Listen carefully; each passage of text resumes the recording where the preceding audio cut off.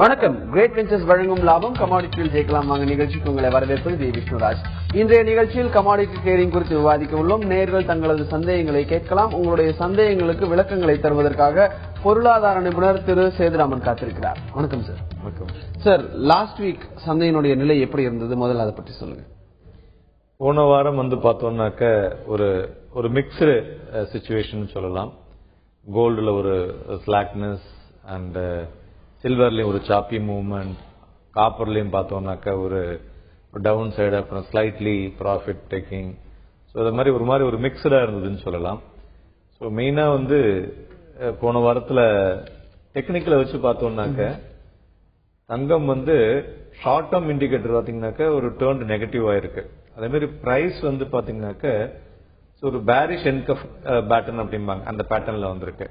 So இதனால என்ன impact அப்படின்னு பார்த்தோம்னாக்க கோல்டு இன்னும் ஃபர்தரா வீக் ஆகக்கூடிய வாய்ப்புகள் இருக்கும். அதே மாதிரி சில்வரும் பார்த்தோம்னாக்க டேர்ன் இன்டு பேரிஷ் ஆக்டிவிட்டின்னு சொல்லலாம். ஸோ காப்பரை பொறுத்தவரையும் பார்த்தோம்னா it is a over sold position. இப்ப நமக்கே தெரிஞ்சிருக்கும், வரலாறு காணாத வீழ்ச்சி காப்பர்லன்னு சொல்லிட்டு இருந்தோம் இல்லையா. ஸோ அதனால இப்ப ஓவர் சோல்டு பொசிஷன்ல இருக்கு. இந்த ஓவர் சோல்டு பொசிஷன்லயும் கவனிக்க வேண்டியது இருக்கு.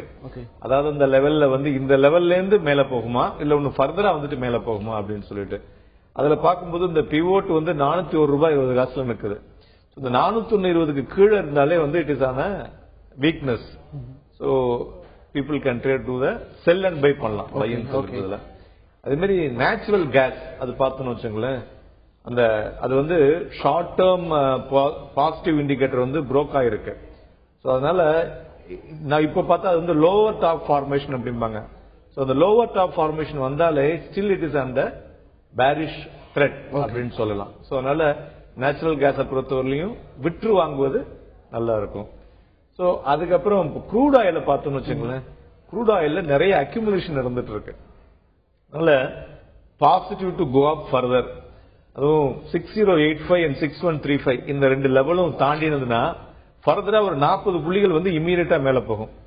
அதனால க்ரூட் ஆயில் ஒரு பெட்டர் பையிங் ஆப்பர்ச்சுனிட்டி அப்படின்னு சொல்லலாம் இது. Okay sir. மற்ற கமாடிட்டிஸ் பத்தி நம்ம தொடர்ந்து பேசுவோம். அதுக்கு முன்னாடி ஒரு காலர் வந்திருக்காங்க, கோவையில இருந்து மோகன். வணக்கம் மோகன், உங்களுடைய சந்தேகம் கேளுங்க. வணக்கம் சார், நான் கோவையில இருந்து மோகன் பேசுறேங்க. சொல்லுங்க மோகன். சார் இப்போ 2 வீக்ஸ் முன்னாடி சார் மிஸ்டர் சேதாராமன் சார் பேசிட்டு இருந்தாங்க. இப்போ இந்த மாச கான்ட்ராக்டும் நெக்ஸ்ட் மந்த் கான்ட்ராக்டும் வச்சு ஒரு பைட், அதாவது அதுல உள்ள ஒரு பைட் ட்ரெண்ட் அண்ட் செல் ட்ரெண்ட பத்தி ஒரு விளக்கம் கொடுத்துட்டு இருந்தார் சார். அப்ப தெளிவா இப்ப பார்க்க முடியல என்னால அன்னைக்கு. அது சம்பந்தமா இப்ப கொஞ்சம் விளக்கம் கொடுத்தாருன்னா பரவாயில்ல சார். தேங்க்யூ. ஓகே. அதாவது இந்த மாச கான்ட்ராக்ட் அப்படிங்கறத நம்ம எடுத்து பார்க்கும்போது கடைசி நேரத்தில் அந்த கான்ட்ராக்ட்ஸ் பண்றதை விட நெக்ஸ்ட் மந்த் கான்ட்ராக்ட்ல எடுத்து பண்றது பெட்டரா இருக்கும். நம்ம அன்னைக்கு விளக்கம் கொடுத்தது அந்த ஓப்பன் இன்ட்ரெஸ்ட் பத்தி பேசிட்டு இருந்தோம். இந்த ஓப்பன் இன்ட்ரெஸ்ட் அப்படின்னு பாத்தீங்கன்னாக்க மெயினா கவனிக்க வேண்டியது அப்படின்னு பார்க்கும்போது டோட்டலா என்ன பையிங் ஆப்பர்ச்சுனிட்டிஸ் அண்ட் செல்லிங் ஆப்பர்ச்சுனிட்டியுடைய டோட்டல் டர்ன் ஓவர்ல எந்த சைடு பை சைடு ஜாஸ்தி இருக்கா செல் சைடு ஜாஸ்தியா இருக்கான்னு பார்க்கணும். அந்த பையிங் சைடு செல்லிங் சைடு அதுல லாங் பில்டப்ல வால்யூம் இம்ப்ரூவ் ஆகி பிரைஸும் இம்ப்ரூவ் ஆயிருந்ததுன்னா ஃபர்தரா மேல போக வாய்ப்புகள் இருக்கும். அதே மாதிரி லாங் பில்டப்ல வால்யூம் இம்ப்ரூவ் ஆகி பிரைஸ் இறங்குறதுனாலே பையர்ஸ் எக்ஸிஸ்ட் ஆறாங்கன்னு அர்த்தம். சோ அதனால அதுல ஒரு ஷார்ட் டேர்ம் வீக்னஸ் வரக்கூடும். அதே மாதிரி ஷார்ட் பில்டப்ல வால்யூம் இம்ப்ரூவ் ஆகி பிரைஸும் இம்ப்ரூவ் ஆச்சுனாக்க மார்க்கெட்ல ஒரு ஃபர்தர் ரியாக்ஷன்ஸ் அதுல வரக்கூடும் அப்படின்னு சொல்லிட்டு இருக்கும். அதே மாதிரி அன்வைண்டிங் த ஷார்ட் பொசிஷன் அப்படிங்கும் போது என்ன ஷார்ட் எக்ஸிஸ்ட் ஆயிருப்பாங்களே வழிய அந்த லெவல்ல இருந்து ஃபர்தரா அது மேல போகுமா அப்படிங்கறத ஒரு 1 or 2 days பொறுத்திருந்து பார்த்து பண்ணும்போது பெட்டரா இருக்கும். சோ இதை ஓவராலா ஒரு செல்ஃப் அனாலிசிஸ் பண்ணாங்கனாக்க அந்த கான்ட்ராக்ட்ஸ்ல பெட்டரா எடுக்க முடியும். Okay sir. இன்னொரு காலர் வந்திருக்காங்க, கோவையில இருந்து மணிகண்டன். வணக்கம் மணிகண்டன், உங்களுடைய சந்தேகம் என்ன கேளுங்க. மணிகண்டன் வணக்கம், இணைப்புல இருக்கீங்களா? ஓகே சார், காலர் கட் ஆயிடுச்சுன்னு நினைக்கிறேன். சார், இப்போ இந்த வாரம் கமாடிட்டி மார்க்கெட்டை பாதிக்கக்கூடிய விஷயங்கள் என்னென்ன இருக்கு? இந்த வாரத்துல நடக்கக்கூடிய மீட்டிங்ஸ், இந்த மாதிரியான விஷயங்கள் கமாடிட்டி அந்த ட்ரேடிங் எந்த அளவுக்கு பாதிக்கக்கூடிய விஷயங்கள் என்னென்ன? இந்த வாரத்துல மெயினா நிறைய இன்புட்ஸ் இருக்கு டேட்டா உலக மார்க்கெட்ல பார்க்கும்பொழுது. இன்றைய தினமே பார்த்தோம்னாக்க சைனால HSBC, அதாவது மேனுபேக்சரிங் டேட்டா அப்படிம்பாங்க, PMI டேட்டா அது வர இருக்கிறது. அது வந்து நியூட்ரலா தான் இருக்கக்கூடும் என்ற எதிர்பார்ப்பு இருக்கு. சார் இடையூறுக்கு மன்னிக்கணும், நம்ம தொடர்ந்து பேசுவோம் அதை பத்தி. அதுக்கு முன்னாடி ஒரு காலர் வந்திருக்காங்க சேலம்ல இருந்து விஜயராகவன். வணக்கம் விஜயராகவன், உங்களுடைய சந்தேகம் என்ன கேளுங்க. சார் ரெண்டு காலத்துல சில்வர் மைக்ரோ இருக்கு சார், 48,500 ரூபாய்க்கு. ஓகே, ஹலோ சொல்லுங்க சார். நம்மளுக்கு 2 கான்ட்ராக்ட் ஏப்ரல் மந்த் கான்ட்ராக்ட்ல 3 லாங் இருக்கு சார், 48,500 ரூபா. அந்த பூசை என்ன சார் பண்ணலாம்? ஹோல்ட் பண்ணலாம், சில்வர் எவ்வளவு சார் இறங்கும்? ஓகே, என்ன சார் பண்ணலாம்? ஓகே ஐடியா சொல்லுங்க சார்.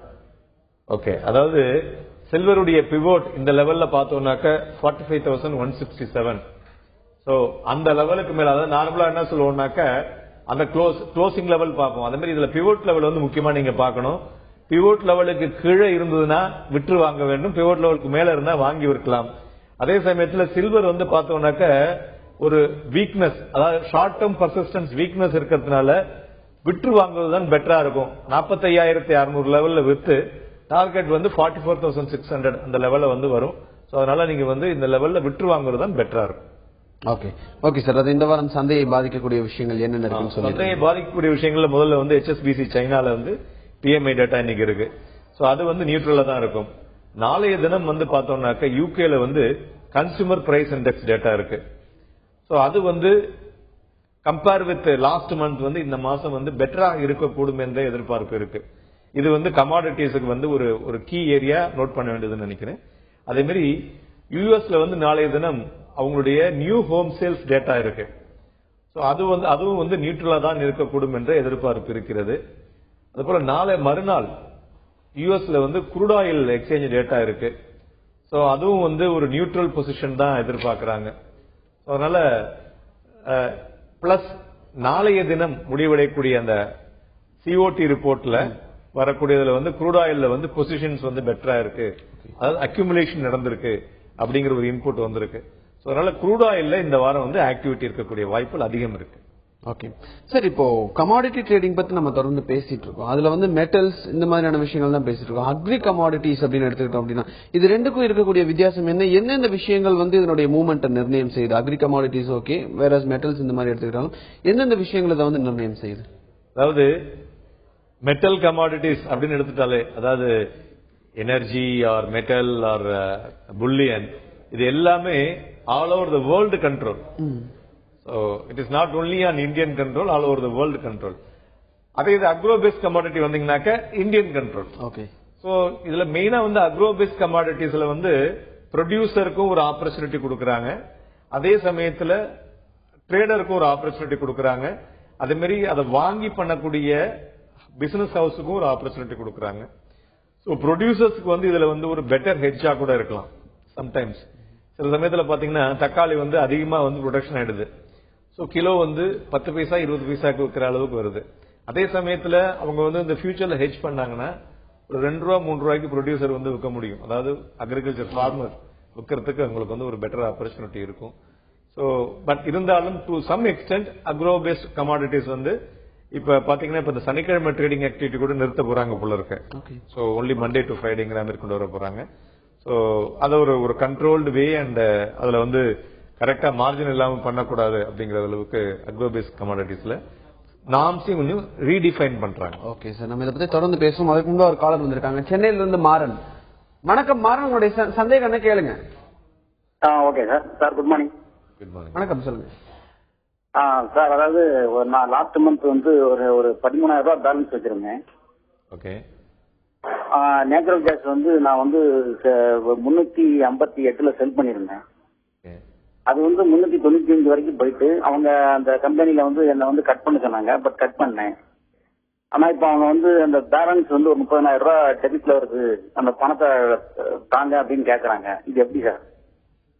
ஓகே, ஆக்சுவலி இவருக்கு வந்து அந்த ட்ரேடிங் ஆக்டிவிட்டிலேயே வந்து ஒரு கன்ஃபியூஷன் இருக்கு. அதாவது ஃபியூச்சர் கான்ட்ராக்ட் அப்படின்னு போனாலே மார்ஜின் பணம் கட்டணும். சோ அந்த மார்ஜினோட இன்னொரு காம்பனன்ட் ஆட் ஆகுது, அது கால்டு எம்டி அப்படின்னு பேர், மார்க் டு மார்க் அப்படின்னு சொல்லுவாங்க. சோ இப்ப அவர் வந்து 358 ரூபாய்க்கு வந்து அவர் வந்து வித்திருக்காரு. சோ அது வித்தது வந்து 350 ரூபா வந்ததுன்னா அந்த 8 ரூபா டிஃபரன்ஸ் வந்து அவங்க அக்கௌண்ட்ல மறுநாளைக்கு கிரெடிட் வரும். அதே இந்த 358 ரூபாய்க்கு வித்து அது 370 ரூபா போகும்போது அந்த டிஃபரன்ஸ் அவங்க அக்கௌண்ட்ல டெபிட் பண்ணுவாங்க. அதை வந்து நெக்ஸ்ட் டேயே பணம் கட்டணும்.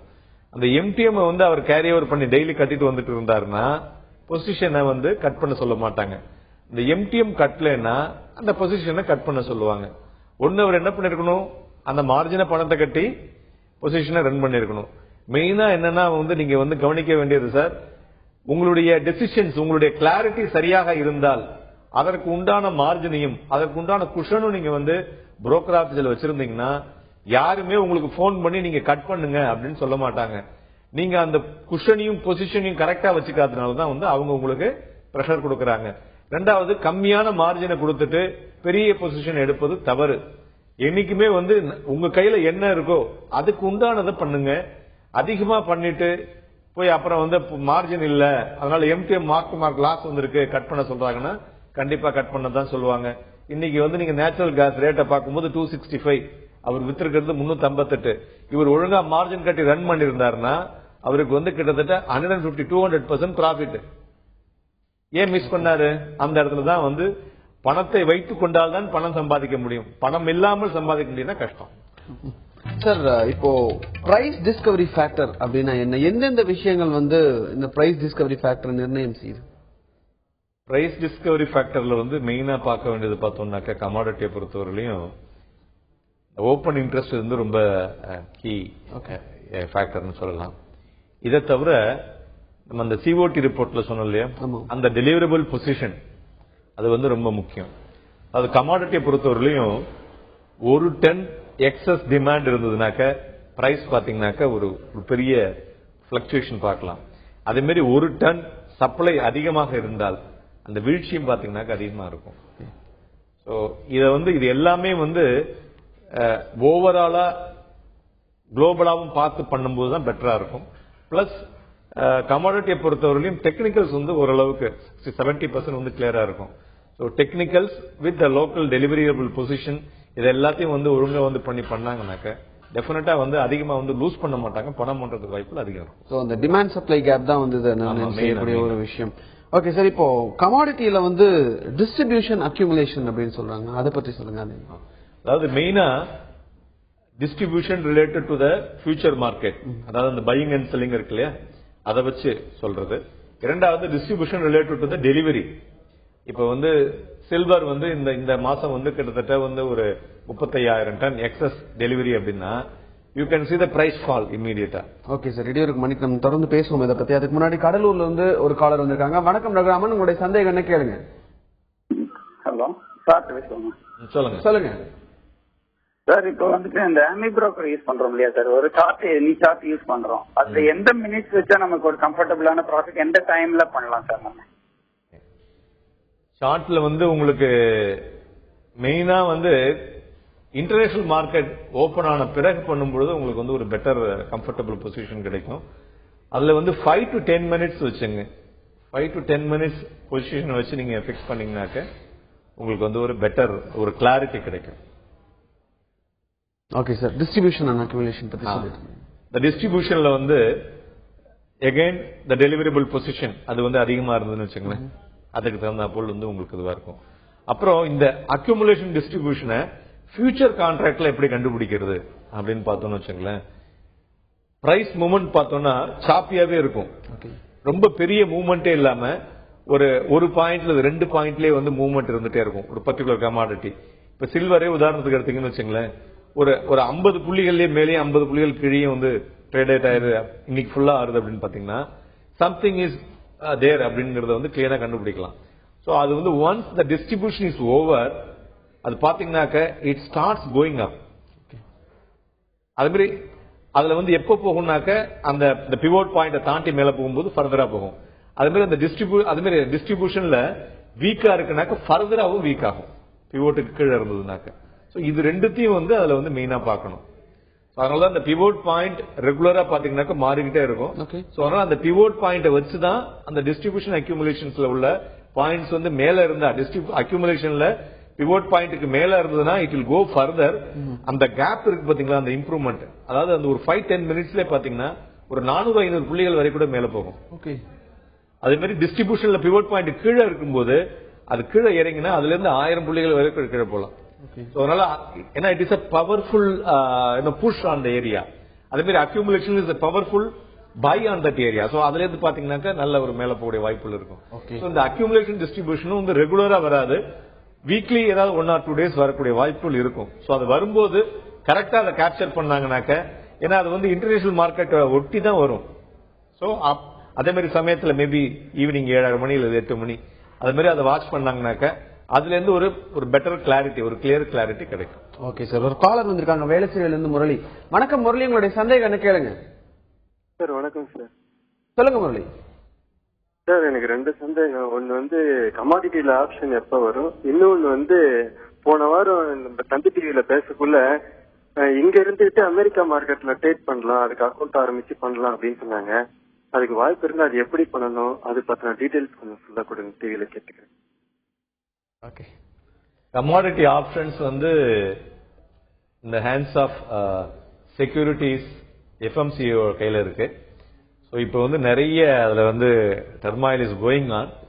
பட் இருந்தாலும் மே மந்த்துக்கு பிறகு வந்து வரக்கூடிய வாய்ப்புகள் தெரியுது. அதுவும் வந்தாலும் எல்லாத்துலயும் கொண்டு வர மாட்டாங்க, இனிஷியலா ஏதாவது ஒரு 2-3 வரத்துக்கு வாய்ப்புகள் இருக்கு. அமெரிக்கன் மார்க்கெட்ல வந்து கமாடிட்டிஸ்ல நீங்க ட்ரேட் பண்றதுக்கு, அமெரிக்கன் அதாவது எக்ஸ்சேஞ்சில் ட்ரேட் பண்றதுக்கு, நாஸ்டாக்லயோ இல்ல வந்து வேற எக்ஸ்சேஞ்சில் ட்ரேட் பண்றதுக்கு வந்து பாத்தீங்கன்னாக்க நீங்க வந்து ஒரு சிட்டி பேங்க் இல்லைனாக்க ஹெச்எஸ்பிசி இல்லைன்னா மோர்கன் ஸ்டான்லி இதே மாதிரி அப்ரோச் பண்ணீங்கன்னாக்க அவங்க கிட்ட இந்த பிரிஸ்கிரைப்டு லிஸ்டே இருக்கு. ஸோ அதை வச்சுதான் பண்ண முடியும். என்ன கேட்டீங்கன்னாக்க நமக்கு வந்து முதல்ல நம்ம ஊர்ல வந்து நம்ம வந்து பணத்தை பண்ணிட்டு அடுத்த ஊருக்கு போறது பெட்டரா இருக்கும். அப்படி உங்களுக்கு அந்த மாதிரியான கமாடிட்டிஸ்ல பண்ணணும் அப்படின்னு நினைச்சீங்கன்னாக்க நிறைய இடிஎஃப் ஃபண்ட்ஸ், அதாவது எக்ஸ்சேஞ்ச் ட்ரேடட் ஃபண்ட்ஸ் ரிலேட்டட் வந்து இந்த மாதிரி ஹெச்எஸ்பிசி சிட்டி பேங்க் எல்லாம் கொடுக்கறாங்க. அதை நீங்க வந்து ரெகுலரா வாங்கிக்கலாம். அதாவது டைரக்டா போய் கமாடிட்டில போய் மோதுறதை விட அதனுடைய பேக் எண்ட் ப்ராடக்ட்ஸ் அதுல பண்ணும்பொழுது அதுல என்ன பிளஸ் மைனஸ் இருக்கு அப்படின்னு தெரிஞ்சுட்டு பண்றது பெட்டரா இருக்கும். ஓகே, இன்னொன்னு வந்து நம்ம வெளிநாடு அந்த மாதிரி சந்தைகள்ல முதலீடு செய்யறதுக்கான முதலீடு அப்படிங்கறதும் ரொம்ப அதிகமா தேவைப்படும். குறைஞ்சது 50 லட்சத்துல இருந்து 1 கோடி ரூபாய் போர்ட்போலியோ சைஸ் இருந்தாதான் அவன் வந்து பேசவே செய்வான். சிட்டி பேங்க் ஹெச்எஸ்பிசி இல்லைன்னா பேசக்கூட மாட்டான். ஓகே ஓகே சார், இவ்வளவு நேரம் கமாடிட்டி ட்ரேடிங் குறித்த விளக்கங்கள் கொடுத்தீங்க. உங்க தகவல்களுக்கு நன்றி. கிரேட் வெஞ்சர்ஸ் வழங்கும் லாபம் கமாடிட்டியில் ஜெயிக்கலாம் வாங்க நிகழ்ச்சி நிறைவடைந்தது. இணைந்திருங்கள் தந்தி டிவியுடன்.